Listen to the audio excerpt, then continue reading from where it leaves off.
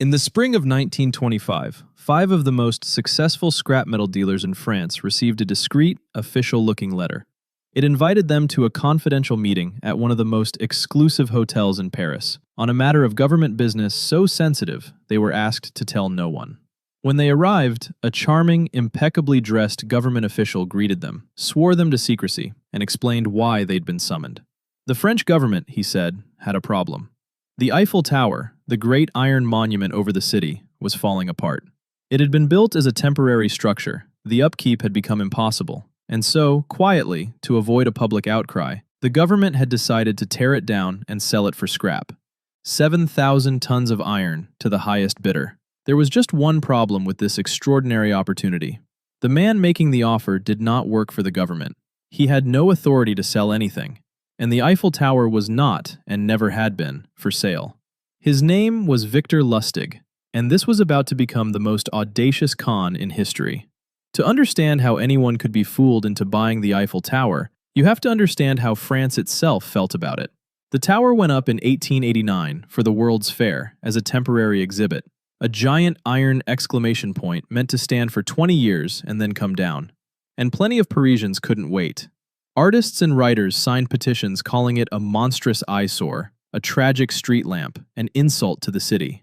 By the 1920s, the tower was past the age it was supposed to be demolished. It was enormous, it was expensive to maintain, the paint alone cost a fortune, and newspapers occasionally grumbled about whether the rusting thing was even worth keeping. So when a con man went looking for a lie big enough to be believed, he found that the truth had already done half his work for him. The idea that France might quietly scrap the Eiffel Tower wasn't absurd. In 1925, it was almost plausible. All it needed was the right man to sell it.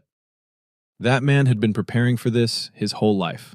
Though with Victor Lustig, even his life story is mostly a beautiful lie. He was born in 1890 in a small town in Bohemia, then part of Austria-Hungary. He liked to claim he came from wealthy nobility, hence the title he wore like a coat, Count Victor Lustig. That was almost certainly invented too. The likelier truth, a clever boy from an ordinary family who discovered, early, that he had one extraordinary talent. He could make people trust him. He was fluent in several languages. He was elegant, witty, a careful student of human beings, able to work out in minutes what a person wanted to believe, and then become the man who could give it to them. By the time he was an adult, he reportedly carried dozens of aliases, drifting across Europe and America, leaving charmed, lighter-walleted people behind him. And he learned his trade in the perfect classroom, the open sea. In the years before Paris, Lustig worked the great ocean liners that ran between Europe and America. They were floating gold mines for a man like him, full of wealthy, bored passengers with money to spend and days at sea with nothing to do. And it was there that he perfected the trick that made him a legend long before the Eiffel Tower, a little device he called the Romanian box. The Romanian box was a beautiful piece of craftsmanship, a polished wooden cabinet fitted with rollers, dials, and slots. And Lustig would explain, in a low and serious voice, that it was a money-printing machine. You slide a genuine banknote into one slot, he'd say. The machine's secret chemical process copies it exactly. 6 hours later, 2 identical real bills come out the other end. Then he'd demonstrate. He'd feed in a real bill, wait, and sure enough, out came 2 perfect notes. The mark could take them to a bank. They were real. Of course they were. Lustig had simply hidden a few genuine banknotes inside the box beforehand. The machine did nothing at all. But by the time the buyer worked that out, and the box was designed to dispense its last real bills hours apart, to delay the discovery, Lustig had sold the miracle machine for thousands and was already gone. The box made him rich, but it was small. In 1925, in Paris, he finally found something big enough to match his nerve. It started, as these things do, with a newspaper. Lustig was in Paris when he read an article about the city struggling to maintain the Eiffel Tower, the costs, the disrepair, the murmurs that it might be more trouble than it was worth. Most people read that and felt a little sad. Lustig read it and saw the score of a lifetime standing 1,000 feet over the city, in plain sight. His plan was breathtaking. He had counterfeit government stationery printed. He gave himself an official title, Deputy Director General of the Ministry of Posts and Telegraphs, an agency that, conveniently, might plausibly oversee a tower bristling with radio equipment. Then he sent his secret invitations to 5 leading scrap dealers and gathered them at the Hôtel de Crillon, a hotel famous for hosting real government functions, which made the whole thing feel exactly real enough. And he sold them the story. The tower was a burden.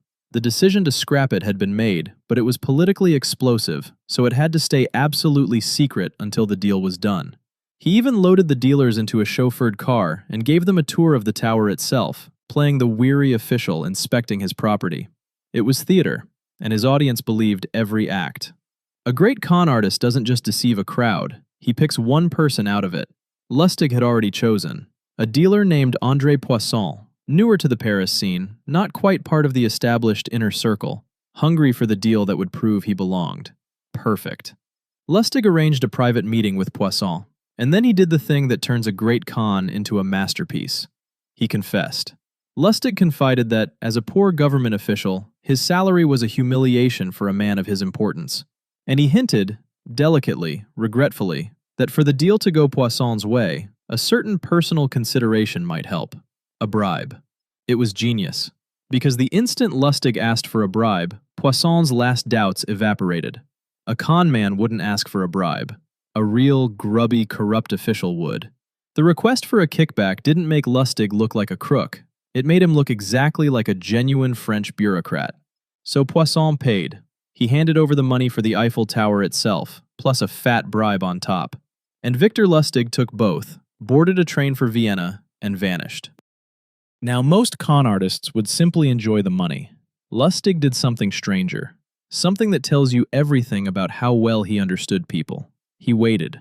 In Austria, he watched the French papers, expecting any day to see the screaming headline, "The swindle of the century, the man who sold the Eiffel Tower." It never came. Because André Poisson was too humiliated to report it. The shame of being the fool who bought a national monument was worse to him than the loss of the money. He swallowed it. He said nothing. And when Lustig realized that his victim was too embarrassed to even go to the police, he understood something delicious. He could do it again.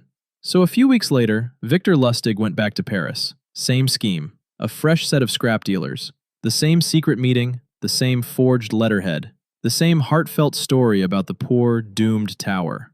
He tried to sell the Eiffel Tower a second time. This time it didn't quite land. One of the new marks grew suspicious and went to the police before any money changed hands, and Lustig slipped out of the country just ahead of them. But sit with what just happened.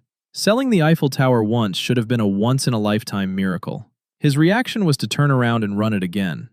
After Paris, Lustig set his sights on America, and on a target most criminals would run from. Al Capone, the most feared gangster in the country. Lustig came to Capone with an investment opportunity and persuaded him to hand over $50,000. Then he did something no one expected. He put the money in a safe deposit box, and he didn't touch it.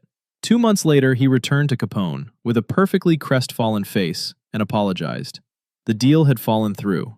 He had failed, and he gave back every single dollar. Capone was stunned. He'd assumed Lustig would either double the money or steal it. An honest failure, a man who returned the cash, was the last thing he expected. Touched, he peeled off $5,000 and handed it to Lustig to help him get back on his feet, which was the whole plan. Lustig never intended to invest a cent. The entire performance, the $50,000, the 2-month wait, the noble return, existed to extract exactly that, $5,000, and the trust of the most dangerous man in America. But every run ends. And Lustig's ended with the scheme that finally turned the full weight of the United States government against him. In the 1930s, he moved into large-scale counterfeiting. He teamed up with a skilled chemist, and together they began producing fake American banknotes so convincing and in such volume that they earned a nickname, Lustig money. The bills spread so widely that federal agents grew genuinely afraid they could shake confidence in the currency itself. The Secret Service hunted him for years, and in 1935, they finally closed in. He was caught, in the end, the way many great criminals are, betrayed by someone close to him, who tipped off the authorities. But even capture couldn't hold him cleanly. The night before his trial, held in a federal detention center in Manhattan, Lustig knotted his bedsheets into a rope, climbed out of a high window, and, in a final flourish of pure showmanship, paused partway down to pretend to be a window cleaner, wiping the glass for the benefit of pedestrians watching below. Then he hit the ground and ran. He was free for about a month before they caught him again, in Pittsburgh. This time, there was no escape. Victor Lustig was convicted and sentenced to 20 years and shipped to the most inescapable prison in America, Alcatraz. The Count, the man who sold the Eiffel Tower twice, who outconned Al Capone, who slipped through the fingers of the Secret Service, spent his final years on a rock in San Francisco Bay. He died there in custody in 1947 of pneumonia. And there's one last detail that's almost too perfect. A final, quiet joke from a man who lied about himself his entire life. On his death certificate, under occupation, someone wrote, "Apprentice salesman." Lustig left behind no fortune and no empire. What he left was a list. He supposedly wrote out a set of rules he called the 10 Commandments for con men. Be a patient listener. Never look bored. Wait for the other person to reveal their politics, then agree with them. Read it today, and it sounds less like a criminal's manifesto than a manual for charming anyone in any room. Because that, in the end, was his real machine. Not the wooden box, not the forged letterhead. The thing Victor Lustig sold, over and over, was the simplest product in the world. He sold people the version of reality they already wanted to believe. And once, on a spring day in Paris in 1925, the thing they wanted to believe was that they were about to buy the Eiffel Tower. The tower, of course, is still standing. It outlived its 20-year permit, the men who wanted it torn down, the dealers who were fooled, and the man who sold it. Today, it's the most beloved landmark on Earth, and one of the most photographed objects in human history. Victor Lustig would have appreciated that. He always did understand the value of a thing everyone agrees to look at.